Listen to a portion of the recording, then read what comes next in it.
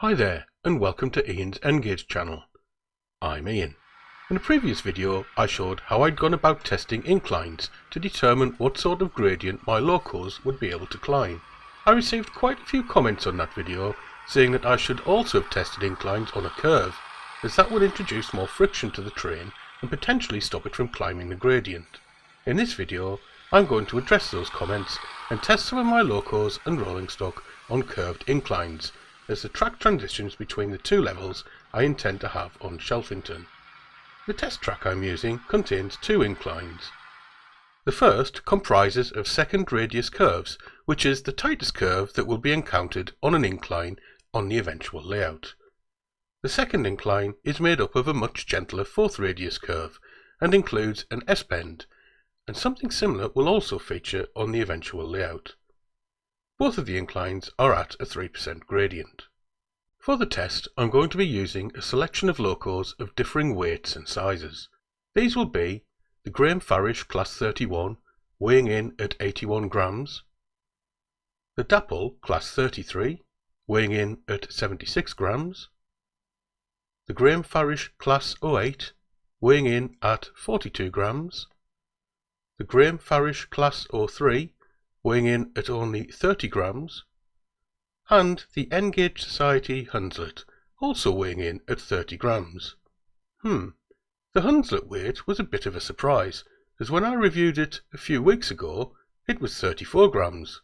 So, either something significant has fallen off, or I may have forgotten to zero my scales properly for the review.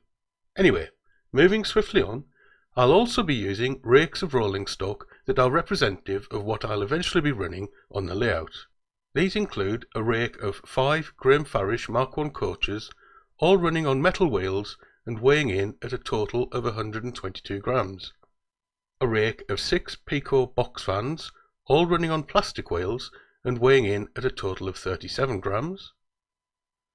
A rake of 8 Pico ferry wagons, running on plastic wheels and weighing in at a total of 48 grams.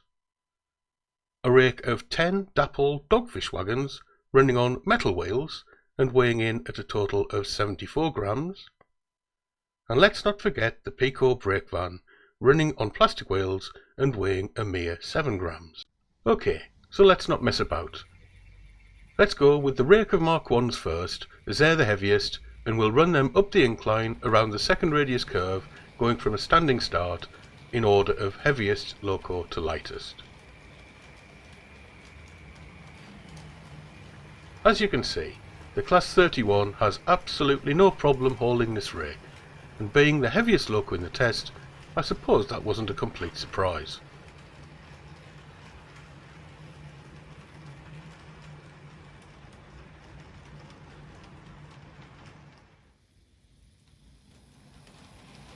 Next, there was a very similar result for the ever-dependable Class 33, as it negotiated the incline with ease.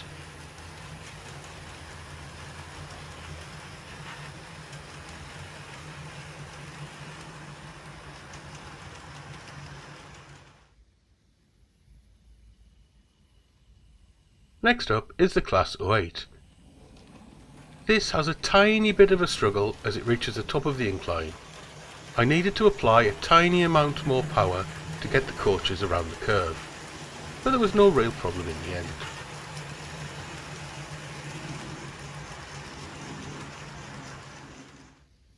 The Class 03 is next up, and on the first attempt I think I set off far too slowly. Once the little loco had stalled on the incline, no amount of wheel spin could get it going again. On the second attempt, I set off a little faster and needed to increase the power near the top to get the coaches around the curve.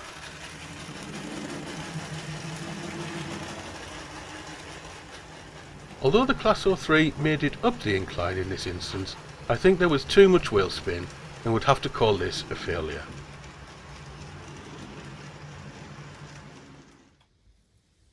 The Hunslet was the same weight as the Class 03, so I didn't give it much hope of succeeding with the 5 Mark 1s. Although it made a promising start and climbed almost to the top of the incline without issue, more power had to be applied to complete the grade, and the resulting excessive wheel spin meant that I had to call this a failure too. However, were these failures due to the locos simply not having the pulling power to drag the weighty rake up the incline, or could it be because of the friction caused by the tight second radius curves on the wheels?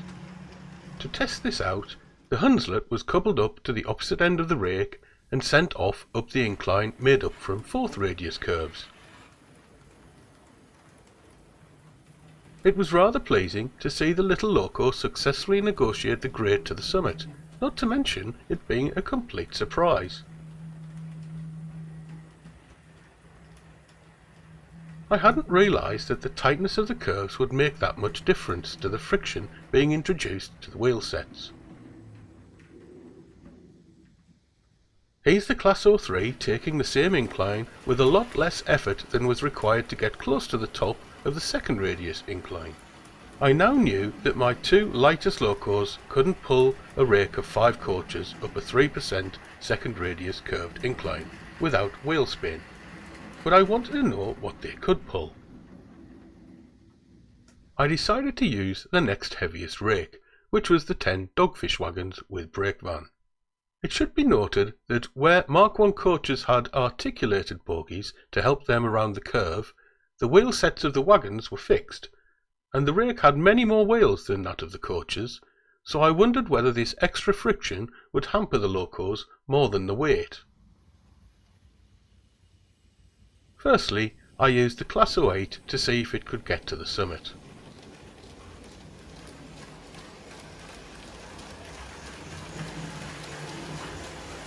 It performed flawlessly, easily pulling the dogfish wagons to the top of the incline.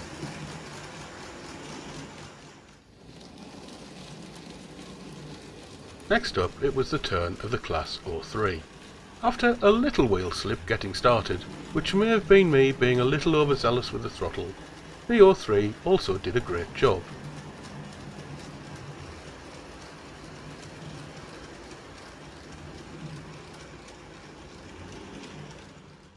So, would the Hunslet be able to match the 03?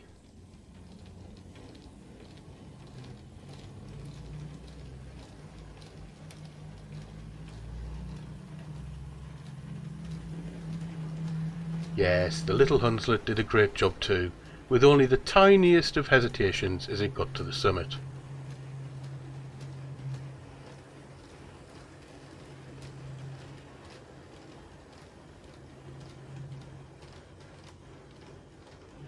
Next, I wondered if it made any difference whether or not metal or plastic wheel sets were being used. So I made up a train of the ferry and box wagons, all with plastic wheel sets, and attempted to pull them up the incline with the Class 03. I used the Class 03 as, for me, it was the weakest loco in the test.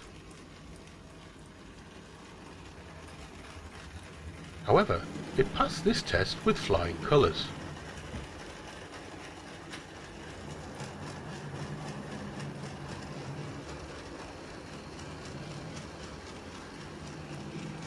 Okay, so now I wanted to see just how far I could push the Class 03. I made up the train of coaches again, and this time added the box vans and brake van to the back.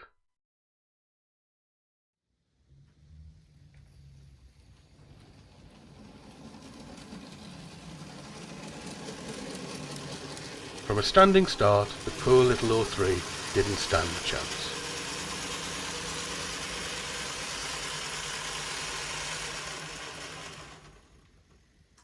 So, I ran it back the whole length of the test track straight, and gave it a run-up at the incline.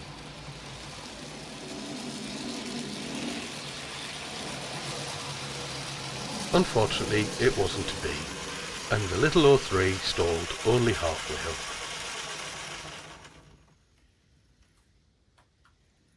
However, could it pull the same train up the fourth radius curves? Well, let's find out. Here it is at the foot of the incline, and from a standing start, this is what happened. Okay, I had to increase the power a little once at the top to pull the train through the S-curves, but it just shows what a difference having wider curves can make, as it couldn't get the train up the same gradient with second radius curves, even after a run-up. Just for completeness, he's the Hunslet pulling the same train and doing a very similar job.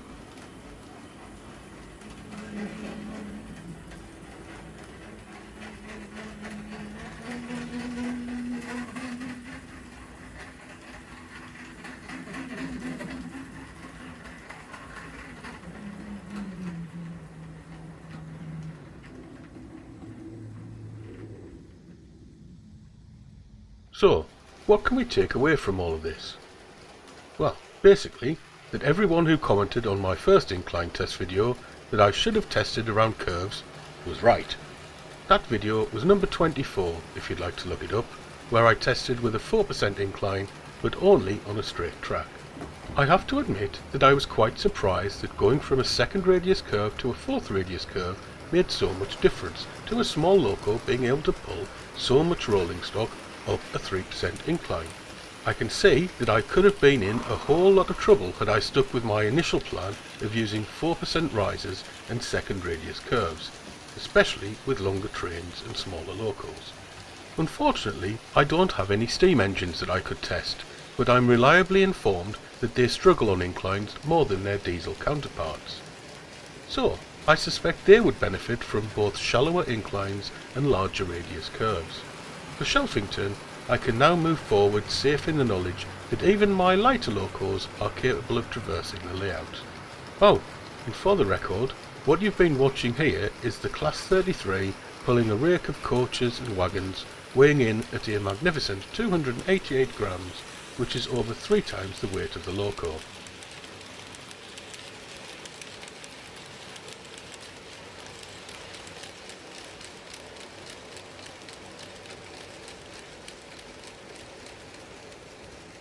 The rake can even be pushed through the 4th radius S-curves up to where Shelfington railway station will eventually reside. Not that this serves any purpose other than to show something I thought was kind of impressive. Okay, so that's about it for this update. If you've got any hints, tips, useful tools or techniques to pass on to a beginner in N-gauge modelling, or if you simply want to say hello, then please do so in the comments section. Anything and everything you've got to say will be greatly appreciated. In the meantime, thanks ever so much for watching. Hopefully I'll have another update soon. Bye.